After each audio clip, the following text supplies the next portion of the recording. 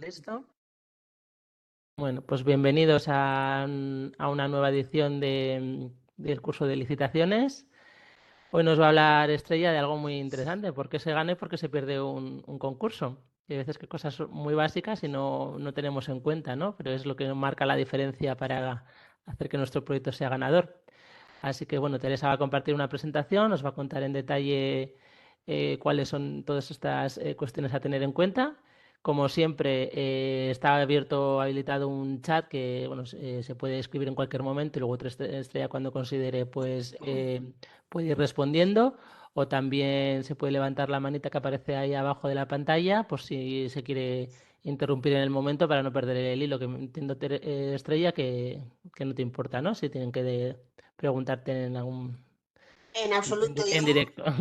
lo que quieran, o sobre la marcha o lo escriben en el chat. Vamos, si queréis abrir el micrófono y preguntar de palabra, yo no tengo ningún problema tampoco. Como no somos cientos y cientos, yo creo que Sí, es somos manejable de cualquiera de poquitos. las dos formas. O sea, que bien. Fenomenal. Pues nada, adelante, Estrella, cuando Pues quieras. muchas gracias, Nayara. Voy a compartir aquí la presentación en la que me voy a apoyar hoy. Y en primer lugar, y antes de nada, os pido disculpas por los problemas técnicos de la semana pasada. Eran míos, eran 100% míos. Y no fui capaz, estaba además, coincidió que estaba sola en la oficina, no tenía ningún otro ordenador que pudiera usar, así que bueno, al final todo se confabuló para que no fuera la sesión del otro día. Pero bueno, a ver, un momentito, me voy a hacer un poquito más grande esto, que si no, no veo el chat. Ya está, genial. Pues hoy lo que os decía, Nayara, en una hora vamos, bueno, bienvenidos de nuevo hasta Píldora. Veo que hay empresas y personas que repiten, así que muchísimas gracias. Eso quiere decir que la primera píldora no os aburrió soberanamente.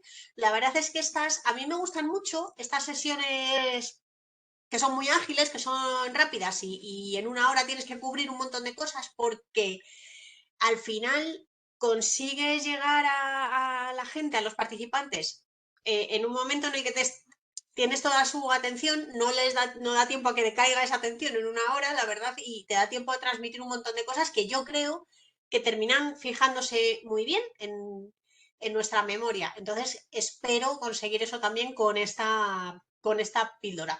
Esta nos gusta mucho impartirla porque, bueno, primero porque creo que la temática en sí es interesante y siempre está bien hacer esta reflexión. Oye, ¿qué está pasando? ¿Lo estoy haciendo bien?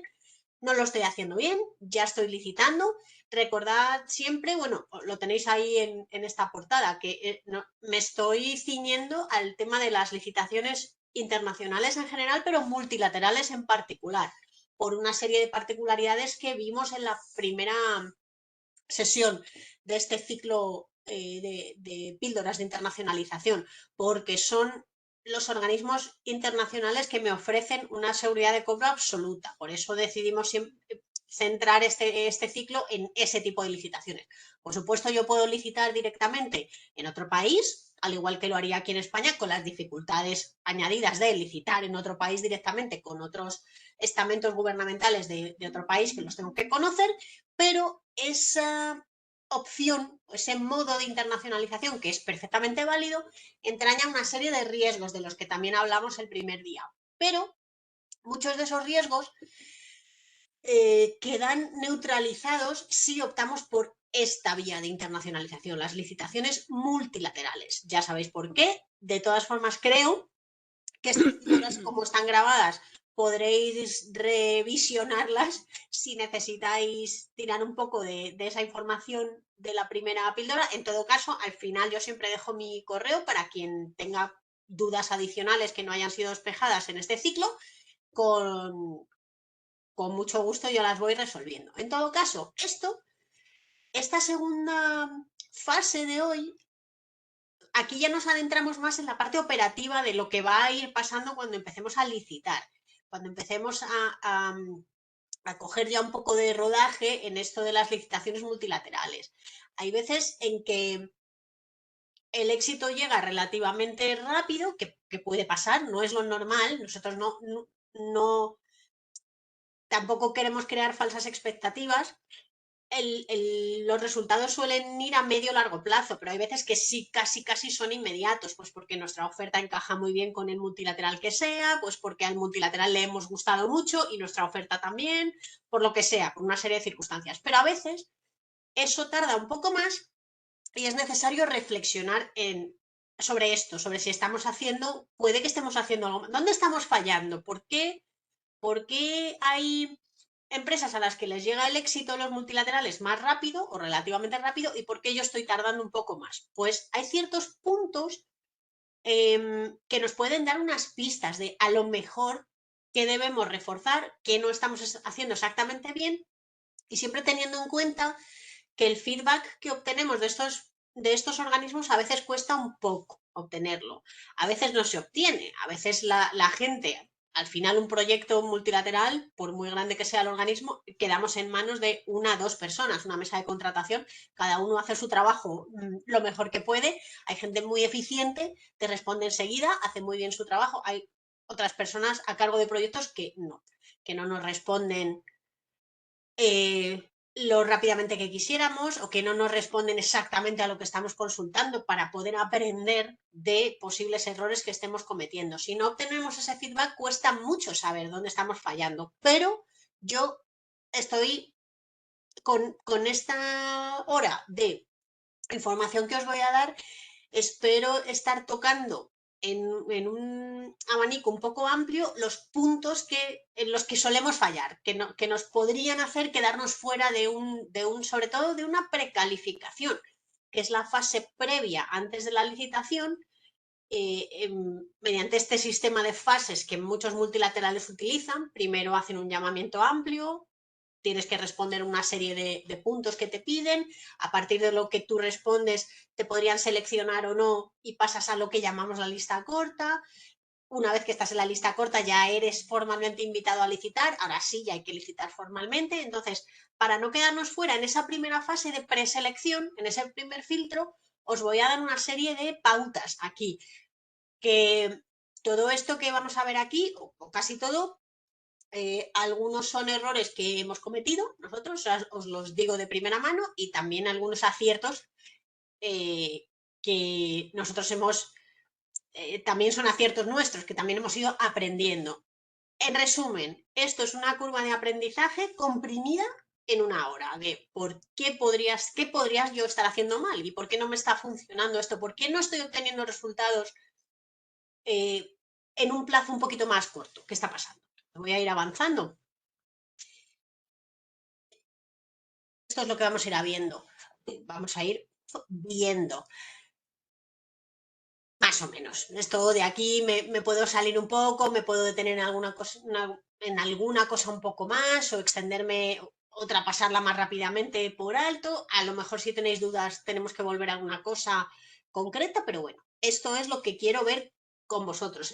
Primero, los errores y sobre todo los prejuicios que todos hemos tenido respecto a las licitaciones multilaterales, antes incluso de abordar estos mercados. Y cómo esos prejuicios nos podrían impedir acceder a las licitaciones y tener éxito licitando. Y después los errores más comunes que se suelen cometer y que nos hacen quedarnos fuera de un proyecto, que pueden ser de tres tipos, obviamente, los administrativos, los técnicos y los económicos. Los técnicos siempre son los más... Eh, los errores más, lo que más duele, quizá, porque los administrativos al final se pueden subsanar, pero los técnicos, en las partes técnicas de las licitaciones todos ponemos muchísimo cariño y muchas horas y mucho trabajo, entonces estos son quizá los que más duelen. Pero bueno, os doy a la vez que os digo esto y esto y esto, podríamos estar fallando aquí, cómo evitarlos, cómo subsanarlos y cómo identificarlos también, importante. Es decir, consejos, os voy a dar consejos para,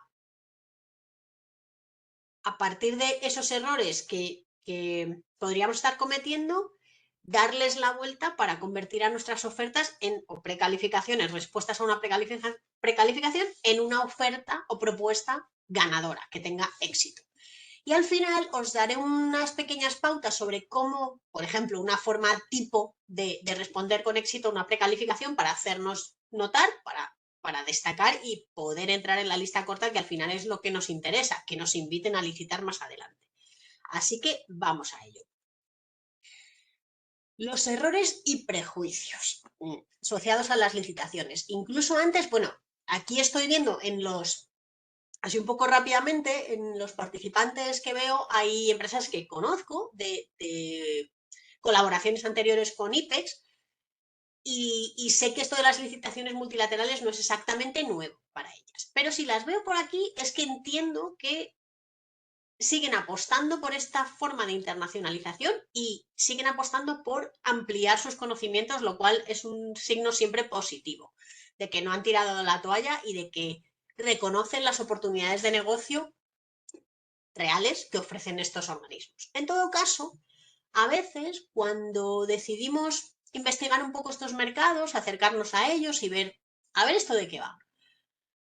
Todos, y digo todos, y yo me incluyo la primera, tenemos ideas preconcebidas respecto a estos organismos. Tenemos, de hecho, en este ciclo no lo vamos a ver, pero en este mismo ciclo, el año anterior, ofrecimos una pequeña píldora que era algo así como cosas que no te han contado sobre los multilaterales o los como mitos e información incorrecta que todos pensamos que sabemos sobre los multilaterales, y se trataba de desmontar esos mitos. Esto enlaza un poquito con eso. Los prejuicios que todos tenemos a la hora de acercarnos a los multilaterales, antes incluso de saber nada de ellos, es que... Perdonadme, que pensaba yo que le había quitado el sonido al móvil, pero se ve que no. Vale, ya está. Estos prejuicios también no solamente se aplican a empresas o negocios que se están acercando por primera vez a estas licitaciones, también algunas que ya llevan cierto recorrido y a lo mejor tienen unas ideas que no son del todo correctas, incluso después de un tiempo. Por ejemplo, la primera. Eso es un error. Creer que por presentarse a muchos proyectos es más fácil ganar. Es decir, apostamos por la cantidad, a licitar al peso y no por la calidad. Esto, a ver, parece, a priori parecería que sí que es cierto. Si presento más licitaciones, tengo más posibilidades de ganar. Es pura matemática, es pura estadística. Pero cuando hablamos de multilaterales, esto no siempre se cumple, porque normalmente es mucho más aconsejable apostar por una frecuencia de licitación menor, pero con una dedicación mayor. Es decir, que las ofertas que yo presente estén realmente, que no sean un cortapega unas de otras, y las voy presentando al peso, venga, venga, y cuantas más mejor, que a lo mejor podría ser, no lo sé, pero en nuestra experiencia eso no siempre se cumple. Es más positivo y es más productivo dedicarle tiempo a preparar una propuesta y hacerlo de manera adecuada, que presentar muchas y que todas parezcan más o menos un clon unas de otras. O sea, que ahí estoy exagerando un montón, pero bueno, como hacer mucho cortapega. Apostar por la cantidad de multilaterales no suele ser bueno. Es mucho mejor y reporta más beneficios apostar por la calidad. Es decir, seleccionar, que esto enlaza con el segundo punto, que es no seleccionar escrupulosamente los proyectos. Para esto, lo recomendable siempre es utilizar una matriz de evaluación de proyectos, que la vamos a ver, bueno, súper simplificada, porque esto puede ser todo lo complejo que queráis, pero en la siguiente diapositiva os doy unas pautas muy simplificadas de cómo, de qué debería incluir esa matriz de evaluación de proyectos. Al final, una matriz de evaluación lo que nos permite es casi como una checklist del sí, no, o sea, del me interesa o no me interesa esta licitación, pero esa selección exhaustiva de un proyecto yo la tengo que hacer. No puedo lanzarme a licitar así de nuevo, lo estoy exagerando un montón, pero lanzarse a tontas y a locas, venga, a presentar ofertas como churros, sin haber seleccionado bien un proyecto por una serie de criterios que ahora vamos a ver en la matriz, porque me pueden interesar por muchos motivos. Me pueden interesar porque lo que piden es exactamente lo que yo ofrezco, es decir, es mi área de negocio. Lo puedo seleccionar porque me interesa la zona geográfica o ya tengo experiencia ahí y ahí tengo un valor añadido que aportar. Lo puedo seleccionar porque ya he hecho proyectos muy similares a este, ya los he hecho en el pasado y esa experiencia yo la puedo traer a por una serie de puntos o varios combinados. Pero en todo caso, esa valoración previa de realmente cuánto nos interesa el proyecto habría que hacerla. Eso es un error no hacerlo y ya digo que licitar así al peso no, lo que hace es, al final es poner a un montón de gente a trabajar en un montón de proyectos y los quieres hacer así uno detrás de otro, pim pam pum, y al final la gente se cansa y se quema porque de todas las licitaciones presentadas pues a lo mejor no se obtiene el éxito que tú pensabas solamente por volumen de todo lo que estás licitando. Entonces, eso es algo preocupante porque estás usando un montón de recursos y no siempre de forma eficiente. Entonces, esta reflexión hay que hacerla. Confundir cantidad de datos con información útil. Esto es, me duele un poco reconocerlo, pero de esto todavía pecan muchas empresas españolas, sobre todo de empresas que prestan servicios, pues consultoría, asistencias técnicas. Las propuestas técnicas que presentan, a ver, son complejas, porque cuando tú tienes que explicar un servicio que requiere explicar una metodología y requiere explicar el equipo de trabajo que tú vas a utilizar, los perfiles profesionales que metes en el proyecto, es un proyecto que se alarga en el tiempo, necesitas un diagrama de, pues a lo mejor lo diré, un cronograma de entregas, hitos entregables, bueno, es complejo de por sí, pero hay veces en que nos complicamos excesivamente para explicar algo que no tiene por qué ser complicado. A veces sí, las soluciones a lo mejor son muy técnicas o muy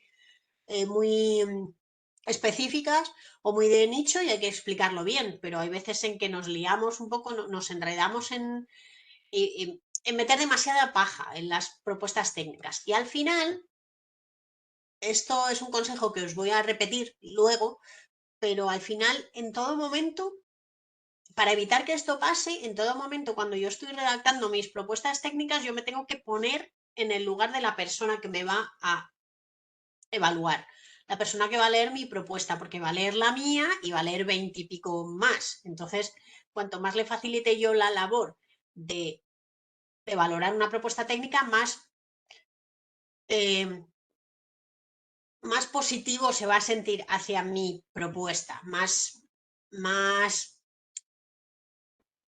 la va a valorar con un poquito más de cariño, por así decirlo. No me va a priorizar sobre otros, pero sí que le va a recordar mi propuesta como que estaba bien estructurada, bien explicada, sin meter paja y paja y paja, y eso siempre es positivo, conseguirlo. Conseguir que la mesa de contratación nos valore así, de esa forma. Precipitarse y no estudiar el proyecto y las posibilidades enlaza un poco con el punto 2, de no seleccionar bien los proyectos, de no analizarlos bien, realmente bien, antes de tomar la decisión de licitar. Esto realmente es este punto. Examinar bien todas las partes del pliego antes de comenzar a trabajar en la propuesta. Esto es importantísimo por lo mismo que os decía hace un momento, porque se trata de evitar trabajar en vano. Aquí abro un pequeño paréntesis. Cuando estamos licitando, las empresas, los que estáis aquí hoy en el curso, ya tenéis cierto recorrido en licitaciones o mucho recorrido en licitaciones multilaterales, sabéis que es un poco difícil conseguir que una empresa desarrolle esa mentalidad licitadora. ¿Qué significa esto? Pues significa que cuando entras cuando la licitación se convierte en una parte más de lo que se hace en tu empresa, la licitación pública, esto implica una serie de cosas que se dan casi por hecho, como por ejemplo, que puede que yo trabaje, y yo me refiero a mi equipo, la gente que estamos involucrados en una licitación, vamos a trabajar muchas horas en preparar una propuesta técnica, en llegar al precio correcto, en encajar todas las piezas que tienen que encajar para que una licitación salga adelante y sea viable, y en caso de adjudicación también sea viable su ejecución. Y yo sé que todo eso quizá lo estoy haciendo para nada, porque al final es una apuesta. Una licitación no es como una oferta comercial, tiene sus particularidades. Entonces, esa sensación a veces de trabajar un poco como dando por hecho que no podría no ganarse esta licitación, eso tiene que estar muy interiorizado. Es una forma de pensar empresarial que tiene que estar un poco aceptada e interiorizada, porque si no, cada vez que tengamos una licitación sobre la mesa, lo que vamos a tener es una frustración y un proyecto en el que no nos apetece trabajar, porque sabemos que esto es una especie como de casi un hordago, ¿no? Preparar una licitación. Entonces, esa mentalidad licitadora hay que desarrollarla dentro de la empresa. Si ya tenemos experiencia a nivel nacional, por ejemplo, y sabemos esto cómo va, puede que de aquí no salga nada, pero yo estoy licitando por otros motivos también. Obviamente, el fin último que todos perseguimos es la adjudicación, pero también hay una serie de estrategias en torno a la presentación de licitaciones que no solamente implican la adjudicación, implican muchas otras cosas, como una labor más o menos comercial ante un organismo público. Pero bueno, esto ya estoy abriendo varios melones así a la vez que no va a dar tiempo a verlos. Pero yo creo que los que tenéis ya esa mentalidad licitadora estáis comprendiendo lo que os digo. Entonces, independientemente de que esto sea así, de que yo tengo que aceptar que puede que yo esté trabajando en este proyecto, no para que me lo adjudiquen, sino para otra cosa, quizás estoy haciendo otra labor presentándome a esta licitación, me estoy dando a conocer o lo que sea, es un error lanzarse a licitar sin haber estudiado mínimamente el proyecto. Lo ideal es que hayáis examinado el pliego completo, tanto la parte administrativa como la técnica, como la económica, como las condiciones generales de contratación, las particulares, todo. Que tenga muy claro lo que me piden. Para evitar realmente trabajar para nada. Eso sí que se debería evitar en la medida de lo posible. Y esto se hace únicamente analizando bien todas las partes del pliego. Esto se debe a el siguiente punto que tengo aquí recogido, no tener una metodología para hacer esto. No tener claro quién capta las alertas, una vez que la capta la persona que sea o el departamento que sea, a quién pasan, cuál es el siguiente filtro que tienen que pasar, quién al final se va a leer todo el pliego y va a tener todo el conocimiento, son varias personas, es un departamento, es una persona sola, ir un poco improvisando, ay, que me ha llegado un aviso de esto, parece interesante, me voy a poner a leerlo, no sé, que sea improvisado y que no, que ese análisis, esa captación y análisis de proyectos no responda a una metodología concreta, que estemos organizados en la empresa para hacerlo. Eso también es un error. Es un error porque se pierde mucho tiempo y eso es lo que ante todo queremos evitar. Esto es, darse por vencido después de los primeros intentos también es un error. Yo sé que todos caemos en esta tentación en algún momento. Te frustras, le has echado muchas horas a un proyecto o a varios que llevas ya presentados, no estás viendo resultados y yo sé que es fácil caer en el desánimo, pero es que no hay ninguna fórmula mágica. Las licitaciones internacionales y multilaterales requieren una curva de aprendizaje que hay que pasar. No hay más remedio que pasar esa curva, aprender de los errores o posibles errores que estamos cometiendo, por qué nos estamos quedando fuera, es algo técnico, son mis precios, hay alguna certificación que mis productos no tengan y que no soy capaz de detectar en el pliego que me la están pidiendo, mis plazos de entrega son demasiado largos, lo que sea, hay que ir aprendiendo de posibles errores que a lo mejor estamos cometiendo en la presentación de propuestas. Y al fin y al cabo, esta sesión de hoy va de eso, de identificar dónde podría ser que estemos fallando. No hacer seguimiento, lo pongo ahí en mayúsculas porque esto es algo que tendemos a olvidar, pero es súper importante.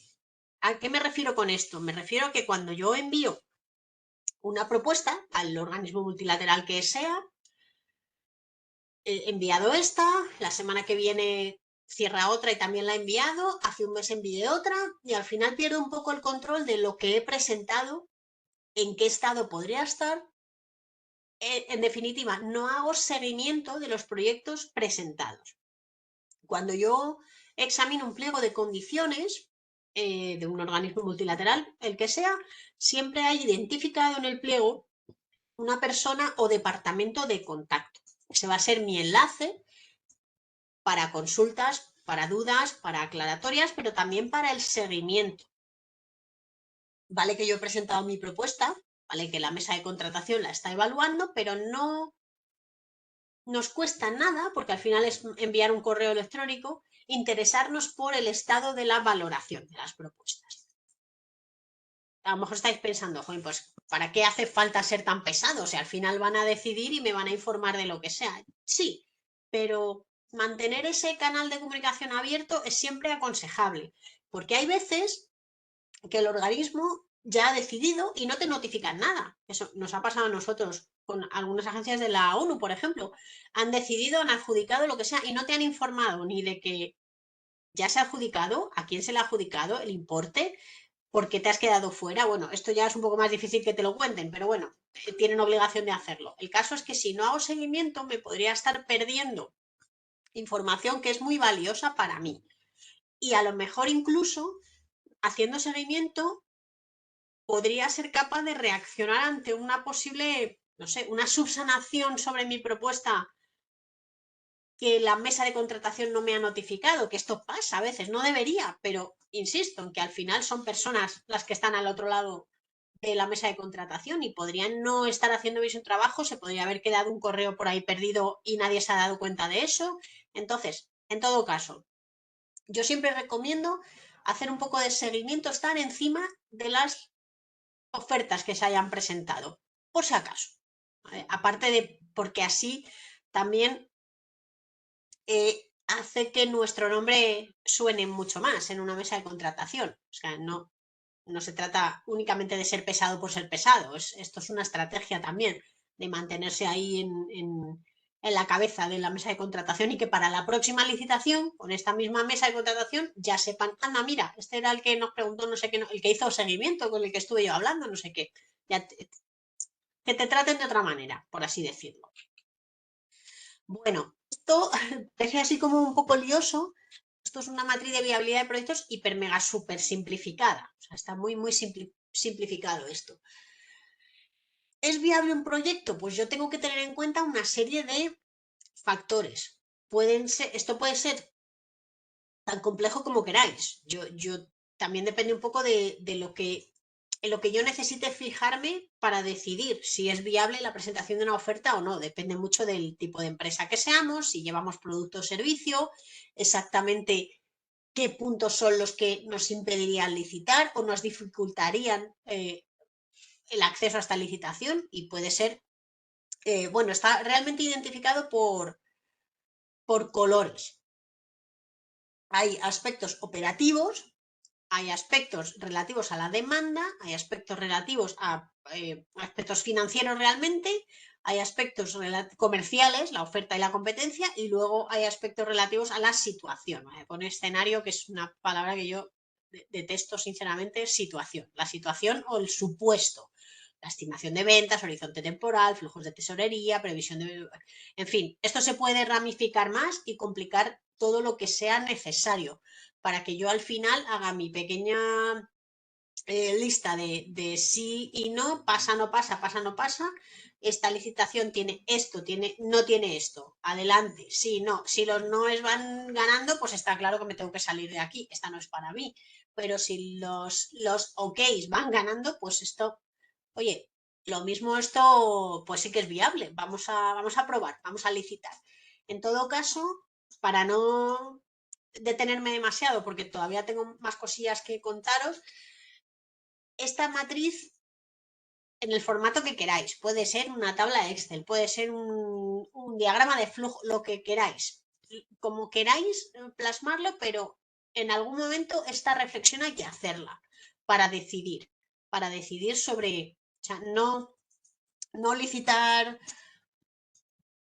sin haber valorado todos estos aspectos, porque entonces ahí sí que podríamos estar perdiendo un tiempo y ese tiempo se lo estamos quitando a licitaciones que a lo mejor sí de verdad nos interesan y son tendríamos muchas más posibilidades de éxito en esas otras, porque simplemente no, si yo no he hecho esta reflexión previa, me podría estar enganchando en examinar proyectos que luego al final me doy cuenta de que no me interesan, cuando realmente es el principio, cuando yo tendría que haber hecho esto y decir sí o no. Bueno, aquí ya entro con los errores comunes, ya reales, de cosas que si no nos han pasado a todos, nos van a pasar en algún momento. Vamos con ello. Os los he agrupado en 3 categorías. Serían errores administrativos, errores técnicos y errores con la oferta económica, errores financieros, por así llamarlo.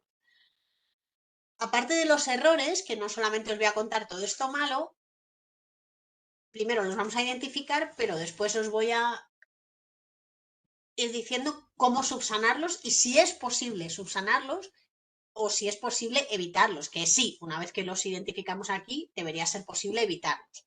Pero bueno, voy poco a poco. Errores administrativos. En general, los errores administrativos son los menos preocupantes, entre comillas. ¿Por qué digo esto?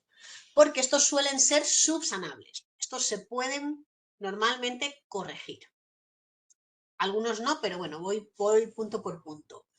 Por ejemplo, si yo entrego tarde una propuesta, si la propuesta cierra hoy a las 12 del mediodía, hora +1, GMT, y lo entrego más tarde de esa hora, ya no hay nada que hacer. Ahí no hay nada que hacer.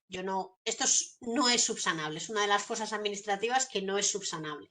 Pero el recurso del último minuto, ese que os pongo ahí, que no siempre es válido, no sé si, bueno, los que ya tenéis experiencia licitando sabéis a qué me refiero. Esto hace referencia a un recurso que puede ser muy útil, pero únicamente funciona con la presentación física de propuestas, que ahora ya es una cosa, es una rareza, ya casi todo es telemático. La presentación física de propuestas, los sobres, el sobre de administrativas, de técnicas, el sobre económico, todos esos sobres metidos en un sobre grande por duplicado, lo que sea, la complejidad que sea. Cuando yo tengo que entregar una serie de sobres en el organismo público que sea, que ha convocado la licitación, la fecha límite para la presentación de propuestas es la misma fecha para todo el mundo. Ya sea un proveedor, imaginaos que es una licitación en Nicaragua y yo físicamente tengo que presentar estos sobres en Nicaragua. Eso lleva un tiempo de tránsito y lleva un coste añadido también, que eso es algo que tengo que contemplar en mis costes. En todo caso, si cierra hoy a las 12 en Nicaragua, ¿eso quiere decir que a las 12 tiene que estar en Nicaragua? Pues, por ejemplo, para a las 12 hora de la hora local que me digan, puede ser la hora de Nicaragua. Para la 1, por ejemplo, sí. Esa es la hora y el día límite de presentación de las propuestas. Ninguna propuesta será aceptada si llega más tarde, un minuto más tarde de esa hora. Pero, por ejemplo, la Unión Europea, la Comisión Europea, sí nos permite, como se hace aquí, por ejemplo, a nivel nacional. Si yo presento una licitación física que cierra hoy a las 12 y yo a las 12 menos 3 minutos estoy en correos, por ejemplo, enviando esos sobres mediante correo certificado, tiene que ser certificado porque queda constancia de la hora y el momento en el que yo lo he enviado. Si es antes de la hora de cierre, no pasa nada. Yo, con el papelito que me van a dar en correos de que yo he enviado eso por correo certificado, yo lo escaneo, se lo mando a la mesa de contratación y digo, oye, que ya no lo tengo en mis manos, la propuesta ya ha salido de mis manos antes de que cerrase, de que venciese el plazo. Eso es válido, por ejemplo, con la Comisión Europea. Con la ONU, por ejemplo, no lo es.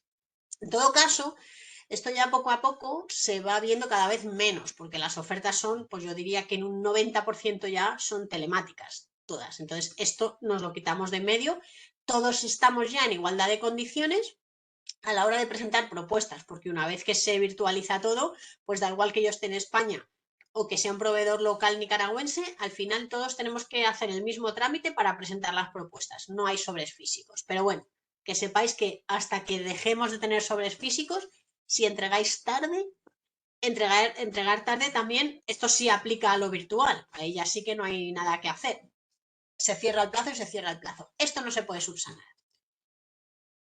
El punto número 2, también administrativo. Para licitar me pedían presentar un aval, una garantía. Que esto, la verdad es que sobre avales internacionales deberíamos en algún momento hacer una píldora específica para esto, porque es algo que suele dar mucho miedo y luego quizá no es tan complejo como parece a priori, pero hay que saber un poquillo hacia dónde tirar. Pero bueno, cierro el paréntesis. Si para licitar yo necesitaba presentar una garantía, un aval provisional, y no lo he hecho, esto no lo he hecho, a lo mejor sí lo he hecho, pero se me ha olvidado meterlo en el sobre famoso. Esto sí que no se puede subsanar. Esto es otra de las cosas que es imposible subsanar. Yo creo que estos dos puntos son los que no hay forma de arreglar, el 1 y el 2. El resto, más o menos. Por ejemplo, el 3. Los pliegos de condiciones están en idioma X que sea y yo, imaginaos en inglés, que es lo que más a menudo vais a encontrar en multilaterales. Y yo no he aportado, he preparado mi propuesta en inglés, todas las comunicaciones con la mesa de contratación han sido en inglés, pero la documentación de apoyo, la documentación administrativa de apoyo, pues por ejemplo el poder notarial de la persona que firma o las escrituras de constitución de la empresa, cosas así, no las he presentado en ese otro idioma. Esto puede ser debido a un descuido o debido a un intento de que a ver si cuela y no me lo piden traducir. Esperad un segundo porque no sé por qué se ha activado la Alexa. Un momento.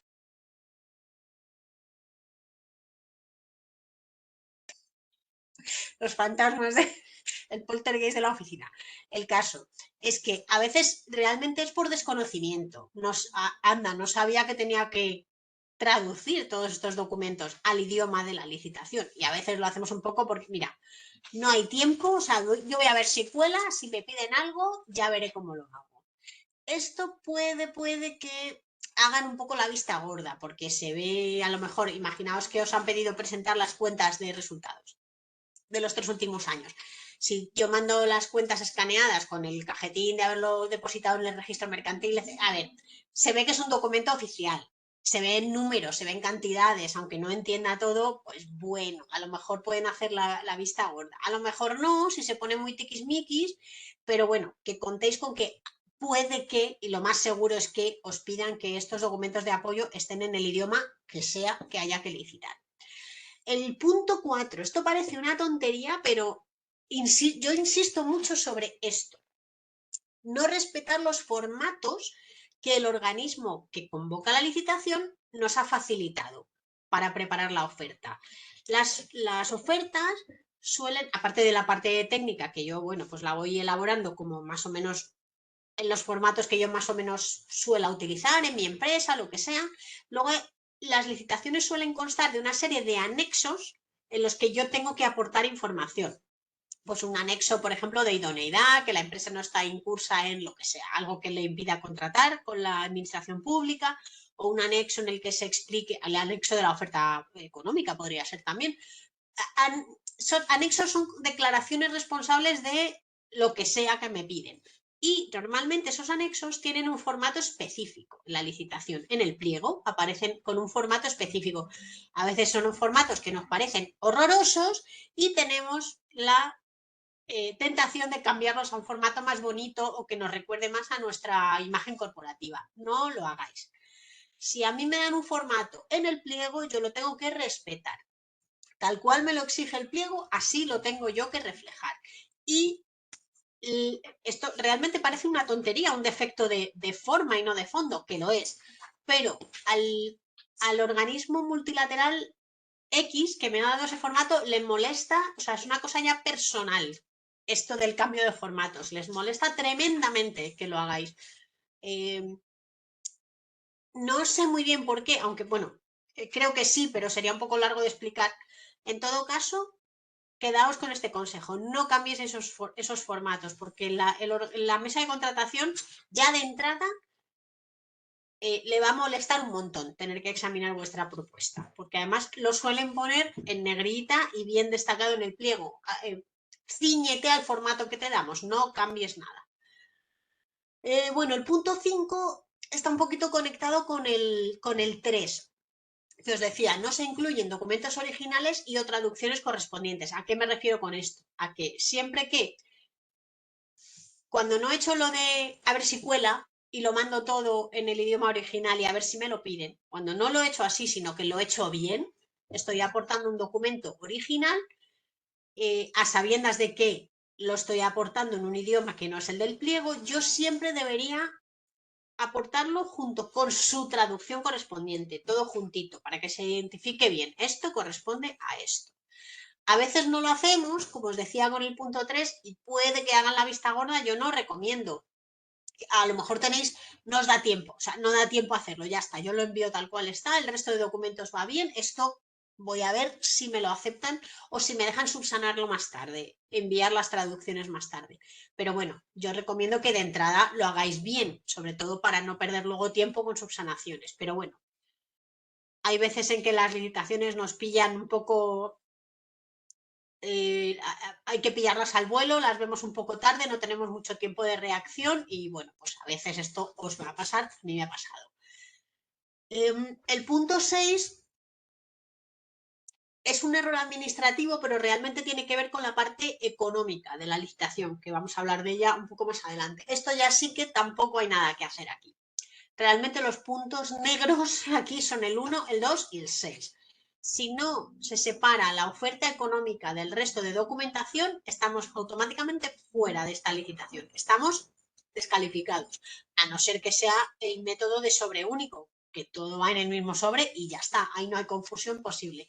En esto me voy a parar un poquito más adelante y hablaremos de ello un poquitín más porque es importante. Voy a ver cómo voy de hora. Madre mía. Ay, que no avanzó. Planes técnicos. Aplicar un enfoque generalista a nuestras ofertas técnicas. ¿A qué me refiero con esto? Me refiero a que al cortapega, ese que os decía antes, que, a ver, lo estoy exagerando un poco, ¿no? Nadie hace exactamente 100% un cortapega de una licitación a otra, pero hay partes que a lo mejor sí puedes aprovechar de una licitación para la siguiente. Eso se nota bastante. Se nota bastante que no le habéis puesto todo el cariño que merecía la propuesta.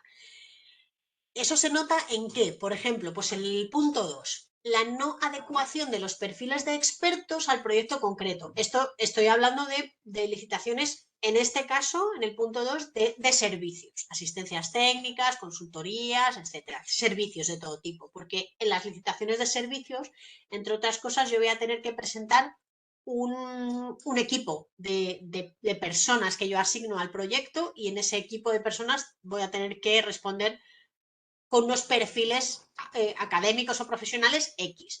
Si yo meto siempre a los mismos expertos en mis proyectos, independientemente de su especialización, pues a ver, eso quiere decir que estoy haciendo lo que digo en el punto 1. Mis propuestas son todas iguales. Este es el equipo que yo tengo, de esto dispongo y no me pidan nada que se salga de aquí porque no lo tengo. A ver, puede ser que mi empresa yo no tenga exactamente ese perfil que me están pidiendo. ¿Qué hago? ¿Le meto lo que tengo y tiro para adelante? No, lo que debería hacer es buscar un experto fuera de mi empresa. Esto nadie me lo impide cuando estoy licitando. Este tipo, además de colaboraciones externas, están a la orden del día, sobre todo para licitaciones de servicios. No, nadie espera que yo tenga una plantilla de cientos de expertos en nómina en mi empresa a la espera de que, uy, en esta licitación meto a fulanita y menganito por perfil y el resto están así, simplemente así haciendo vainica en la oficina esperando a que... No, a ver, esto no, eso no es así, esto no puede ser así, es totalmente inviable. Entonces, yo lo que debo hacer es, o bien mediante mis propios recursos, si es posible, o bien mediante colaboraciones con personal externo, ofrecer siempre un equipo de expertos que respondan los perfiles exactos que me han pedido, o bien académicos, o bien profesionales, o una combinación de ambos. Yo tengo que buscar el encaje exacto con los perfiles que me están diciendo. No voy a meter gente por meter en un organigrama de un equipo que yo propongo para un proyecto porque es que es lo que tengo. Aquí no. Ese es el enfoque generalista, por ejemplo, al que me refiero. Otro error técnico que nos aleja mucho del éxito es no leer y analizar con detenimiento los términos de referencia, el pliego técnico, realmente el pliego de condiciones técnicas. Esto se nota mucho, sobre todo en la propuesta técnica que yo elaboro, en el hecho de que es evidente que no he entendido bien la solución que tengo que aportar, qué es lo que me piden y cómo decirlo. Se nota mucho que no he comprendido el objetivo general ni los objetivos secundarios que yo tengo que cumplir. Y eso significa que yo no he analizado bien el pliego, no he comprendido qué trabajos hay que hacer, con lo cual, si no los he comprendido, no soy capaz de reflejarlos en mi propuesta técnica mediante una serie de objetivos claros. Este es el objetivo principal, estos son los secundarios, así los voy a conseguir, esta es mi metodología y así es como propongo solucionar el problema que se me plantea.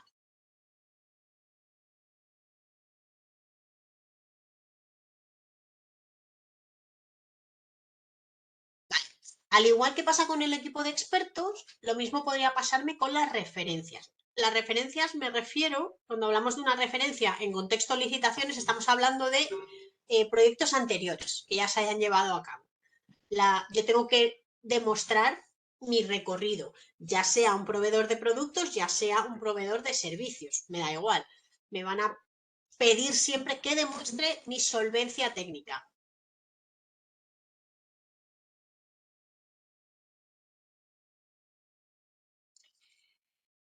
Esa solvencia la demuestro mediante las referencias que yo presento, pero las referencias siempre tienen que ser pertinentes, siempre tienen que estar relacionadas con el proyecto que estoy ahora preparando. No vale de nada que yo meta un montón de referencias, 100 y pico referencias de proyectos anteriores y casi ninguna de ellas el objeto de ese contrato esté relacionado con el contrato al que ahora estoy optando. Entonces se trata siempre de elegir entre las que tenemos las que sean más similares al proyecto al que yo estoy ahora optando, a la licitación que ahora estoy preparando. Pueden ser similares por muchos motivos, o bien por el volumen, por el alcance, o bien por el país en el que las llevé a cabo, o bien porque era un organismo público o un organismo parecido a un multilateral, a lo mejor era la Cruz Roja, a lo mejor era alguna ONG grande, no sé, puede ser o por el tipo de trabajo que se desarrolló, en fin, por una serie de cosas. Las referencias es muy importante, bueno, las referencias son clave para tener éxito en una licitación, presentar las referencias adecuadas es absolutamente clave, pero lo es aún más que las referencias sean pertinentes, que tengan relación mis referencias anteriores con el proyecto al que ahora estoy optando. Y luego el punto 5, a veces esto suscita un poco ahí de controversia, cuando se trata estoy hablando otra vez de expertos, de la prestación de servicios, cuando me meto ya en el tema equipo de expertos que propongo, la convalidación de los títulos pues las famosas maestrías, por ejemplo, en Hispanoamérica, no significa eso lo mismo que podría significar en España, o a lo mejor eso aquí exactamente no existe, pero eso qué es, pero es un doctorado, pero qué me piden, ahí podría haber un poco de lío a la hora de convalidar esos títulos. Eso hay que tener un poquillo de cuidado también, pero bueno, siempre hay forma de consultar con la mesa de contratación y que te expliquen exactamente qué es lo que están pidiendo, así vas sobre seguro.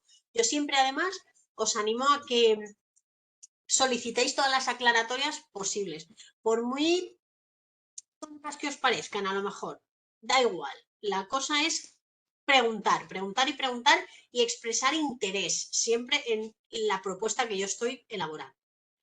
Por último, bien, aquí, errores comunes que nos alejan del éxito, pues a ver, cuando me refiero a errores económicos, aquí está, bueno, todo inventado, te pueden pasar dos cosas, o que haya un error aritmético que no sea subsanable, que no suele ser lo que sucede, porque los errores aritméticos a veces normalmente son muy fáciles de demostrar. Oye, que esta autosuma con el Excel se ha hecho mal, alguien ha arrastrado una fórmula incorrectamente y está claro que esto es lo que ha pasado. Otra cosa es que luego te lo acepte la mesa de contratación, que se pueden poner un poquito tiquismiquis, pero demostrarlos no suele ser difícil.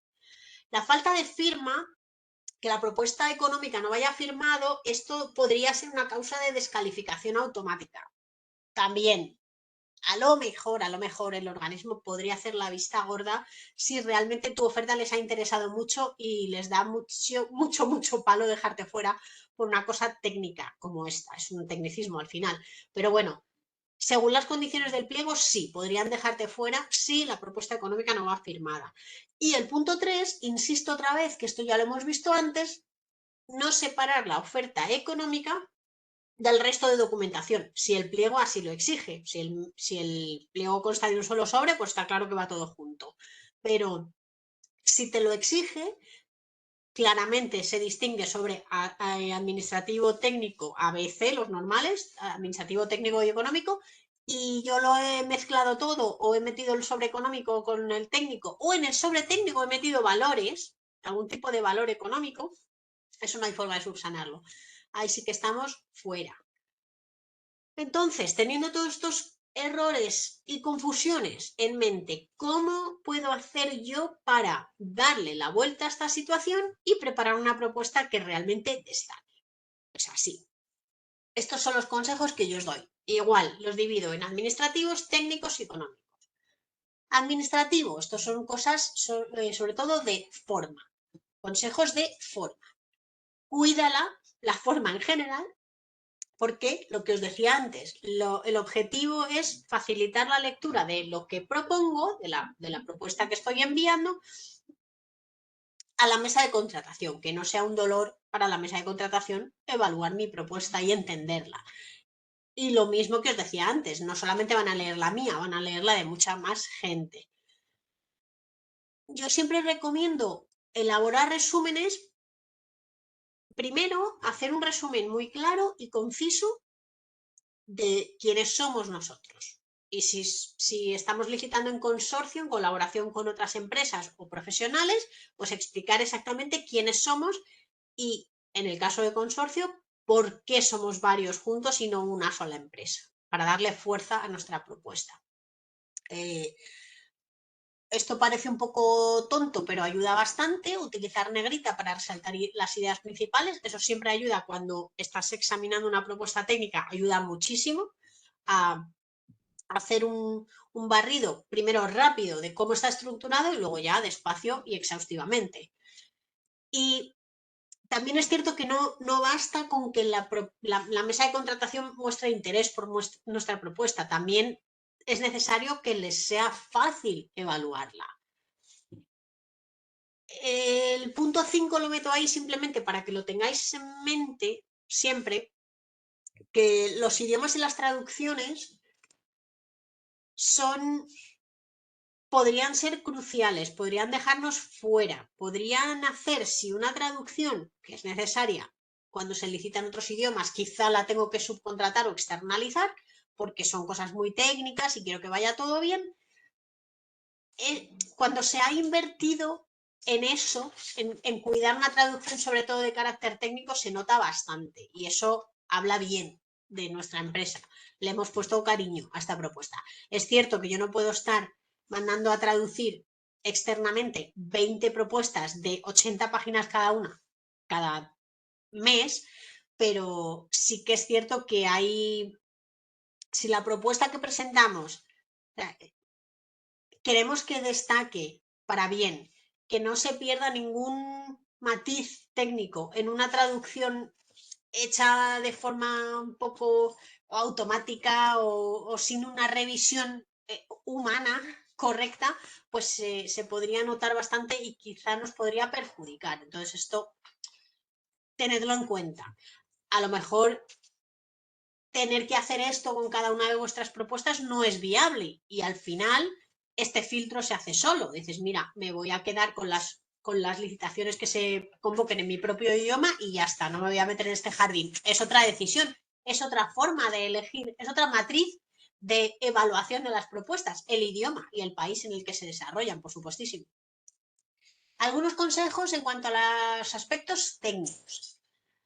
Bueno, yo siempre recomiendo incluir de una forma muy clara, que destaque perfectamente, los indicadores y los objetivos cuantificables del proyecto, porque esto no solamente demuestra que yo he comprendido lo que me está pidiendo el pliego, sino que también soy capaz de reflejarlo en mi propuesta. Oye, yo he comprendido que esto es lo que quieres que haga y esto es como yo lo voy a hacer. Y además te lo pongo en negrita para que lo veas bien.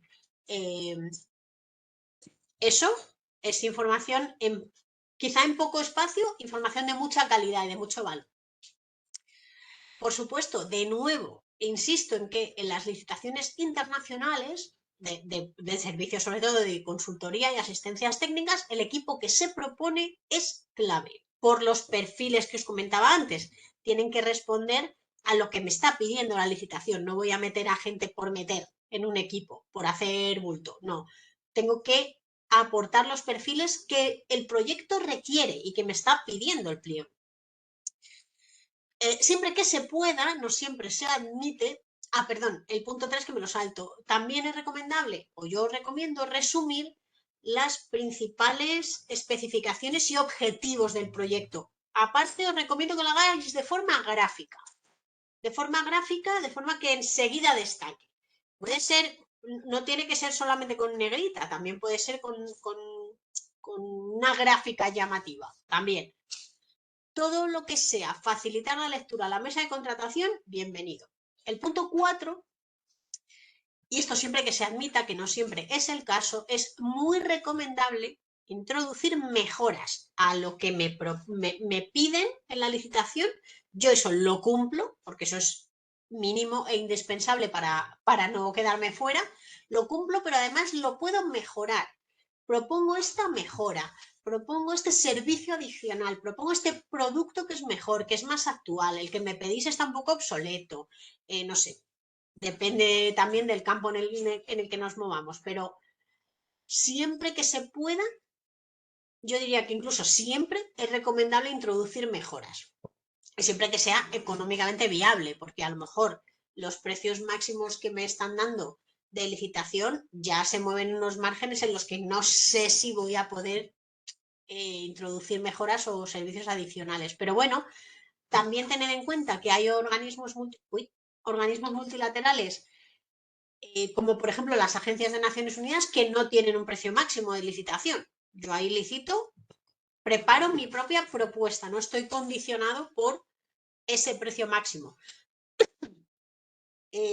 Sobre ese aspecto del precio máximo de licitación, cuando no existe y qué hago con eso, también eso la verdad es que merecería una píldora entera de otra hora, pero bueno, yo voy apuntando cositas para posibles repeticiones de este ciclo y para introducir otros temas que también siempre os generan inquietud y un poco de inseguridad. Pero esto ¿cómo lo hago? Sin un precio máximo, ¿cómo me puedo manejar? ¿Y cómo lo hace la gente? Pues hay una forma, pero bueno, requiere aprendizaje. En todo caso, otros consejos de carácter económico, pues si tengo dudas sobre dónde meter la oferta económica y lo que no quiero es que me descalifiquen, pues lo lógico es que lo expliquen perfectamente claro en el pliego. La oferta económica va aquí, donde sea.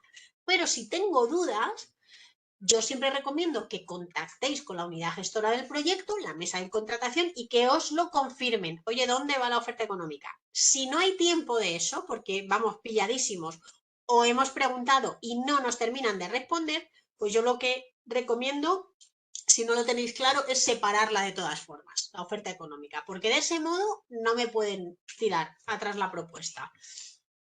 Eso sí que es 100% seguro, así que yo eso os lo recomiendo si lo anterior no es posible hacer.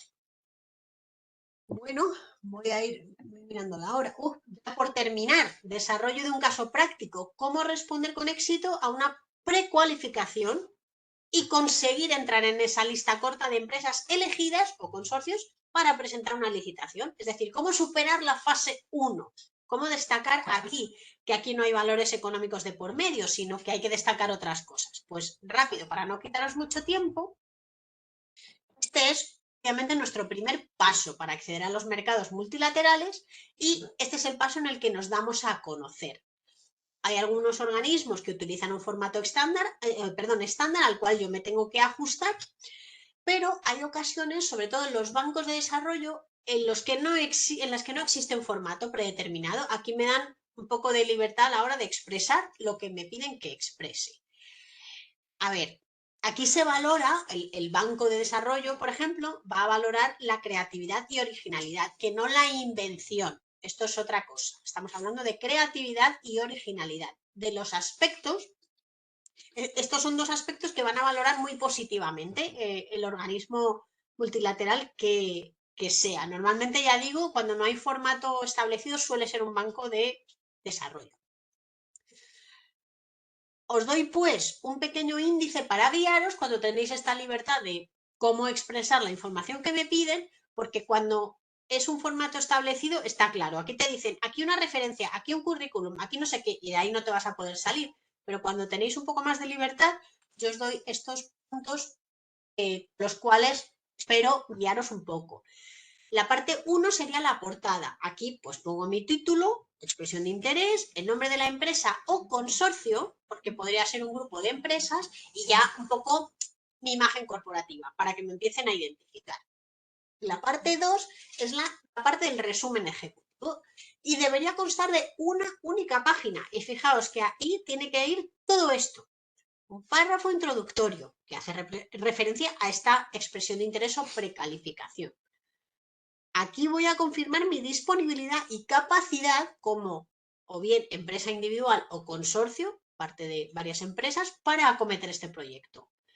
1 o 2 párrafos sobre nosotros, empresa o consorcio, explicando, esto es importantísimo, lo que hacemos y que somos capaces de llevar a cabo este proyecto.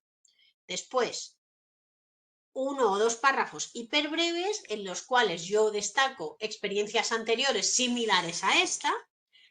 Otro párrafo, esto es difícil, en el que demuestre con solo un párrafo que comprendo la solución que tengo que aportar, de qué va el proyecto, yo lo comprendo. Otro párrafo en el que destaco si estoy colaborando dentro del consorcio, puede que haya una de las partes que sea un socio local, pues igual en Nicaragua, como decíamos antes en el ejemplo, esto es súper positivo. Y por último, una conclusión, que esto es un poco de labor comercial hipercorta, un poco elevator pitch, en el que digo por qué yo soy la mejor empresa o consorcio para llevar a cabo este proyecto. Aquí los tengo un poco que convencer, atrapar, por así decir, a la mesa de contratación. Y por último, la parte 3, esto ya sí es el cuerpo de la expresión de interés. Pues aquí habría pues, todo esto que veis.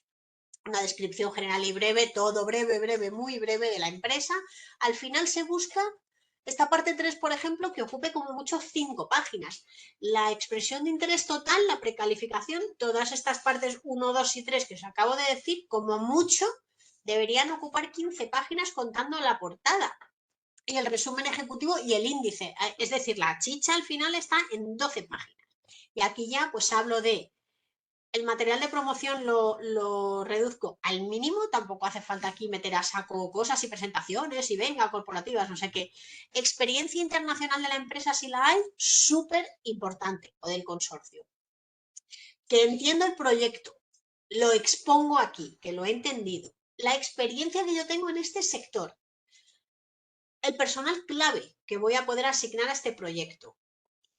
Si se diera el caso, que siempre es aconsejable, los expertos locales que yo voy a utilizar, o a lo mejor un representante en el caso de producto y no servicio. Es decir, todo esto tiene que estar ahí. Pues yo creo que, bueno, ya por terminar, último, por supuesto, aparte de toda esta información que yo tengo que aportar y saber aportarla, tengo que tener en cuenta la apariencia de mi respuesta, que sea fácil de leer, que sea accesible, que respete el idioma en el cual se ha convocado esta precualificación. Tiene que coincidir el idioma de la presentación con el idioma en el que ya está publicada la precualificación. Respetar la fecha límite de presentación y el seguimiento posterior, interesarnos por qué ha pasado con mi propuesta, ha sido de su agrado, qué opinión le merece, si necesita algo más estamos a su disposición, cuando piensan que se elaborará la lista corta, etcétera, etcétera. Estar manteniéndonos siempre ahí en la mente de la mesa de contratación y que se acuerden de nosotros, pero para bien, por supuesto. El seguimiento importantísimo. Resumen, y con esto acabo. De nuevo, apostar por la calidad, no la cantidad. Seleccionar bien los proyectos, acordaos de esa matriz, que al final la vais a hacer como vosotros estiméis, pero hay una serie de patas que tenéis que tener siempre en cuenta, con el fin de estudiar bien un proyecto antes de ponernos a trabajar sobre él, con una metodología concreta, que tengamos claro quién hace qué en cada fase de una licitación. Está muy bien participar en consorcios, buscar socios para crear consorcios potentes, ya sean en nuestra región o país, en la Unión Europea también y fuera de nuestras fronteras. Lo ideal sería buscar un socio en el país de destino del beneficiario del proyecto. Eso sería ya lo más top y lo más operativo al final. No tiréis la toalla enseguida. Yo sé que esto es fácil decirlo, es difícil hacerlo, pero es que es la única forma de conseguir el éxito, seguir estas pautas con mucha paciencia, aprender de estos errores que yo a priori os estoy intentando poner sobre aviso de que lo más seguro es que nos pasen en algún momento, pero no darnos por vencido enseguida, porque las licitaciones al fin y al cabo son una carrera de fondo, no son como las propuestas comerciales que presentamos. Eso es otro nivel, eso va por otra vía. Y por supuesto el seguimiento, una vez más os lo digo, es súper importante. Solicitad informes, lo que se llama un informe de debriefing formal, que te digan en qué has fallado, hasta dónde te puedan aportar esa información. El organismo está obligado a daros esta información. A veces cuesta y hay que perseguirlos, pero están en su obligación. Están en la obligación de daros esta información. Y sin esa información, sin ese feedback no podemos aprender de nuestros errores. Tenemos que saber en qué estamos fallando, con lo cual ahí el seguimiento se convierte en una cosa imprescindible. De nuevo, os dejo aquí mi contacto por si en esta píldora, como va todo tan rápido y se mueve a esta velocidad, pues no da tiempo a detenerse en ciertas cosas que quizás merece la pena profundizar, pero bueno, yo ahí estoy siempre disponible para cualquier duda que podáis tener en este correo. Y bueno, para los alumnos, aunque tendréis la cabeza ya saturada de aprender cosas, la página web que os dejo, la segunda, Wikiscadi, es un pequeño repositorio de vídeos y material multimedia de formación, con la cual, si queréis, podéis complementar lo que ya estáis aprendiendo con IPEX. Podéis ahí trastear en todos los vídeos y píldoras que tenemos en abierto, por si queréis complementar cosillas. Y bueno, pues por mi parte, poco más. Veo que el chat está tranquilo, o sea que una de dos. Os he hecho un lío en la cabeza tremendo o os ha quedado todo clarísimo. Espero que lo segundo. Yo creo que lo segundo, porque bueno, ha estado bien, además la presentación es bastante visual y creo, Estrella, que lo has hecho bien y se ha entendido bien. Que sobre todo, pues eso, pues cosillas de estas que a lo mejor uno no tiene en cuenta porque no tiene mucho uso, ¿no? Exacto. De presentarse este tipo de proyectos. Pero bueno, en cualquier caso, como siempre, solemos dar la presentación a los participantes. Igualmente el enlace de grabación, en cuanto esté disponible, lo pasamos. Genial. Y como tienen tu contacto, pues cualquier pregunta también te la pueden ir haciendo a posteriori. Porque por aquí veo que no hay preguntas tanto en el chat ni hay nadie que abra el micro. He visto todo Así muy que tranquilo. Pues nada, el miércoles que viene otra píldora y muchísimas gracias por la de la OTAN, ¿no? conectaros. Que esa sí que va a ser interesante también. Sí, sí, sí, que eso es una cosa súper desconocida y es curiosa. Bueno, pues os animo a todos a participar. Muy bien, pues hasta el miércoles entonces. Vale, buen Hasta día, luego, buenos gracias. días. Buenos días. Gracias.